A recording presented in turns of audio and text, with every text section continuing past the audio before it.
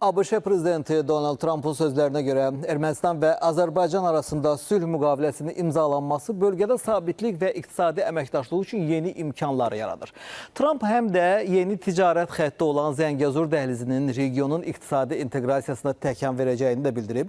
Bu razılaşma həm regional sülh, həm də iqtisadi əməkdaşlıq baxımından strateji əhəmiyyət kəsb edir. Regional əhəmiyyət ondan ibarətdir ki, dövlətlərin regional inteqrasiyasında, yük aşırma imkanlarının artırılmasında öz tövhəsini verəcəkdir.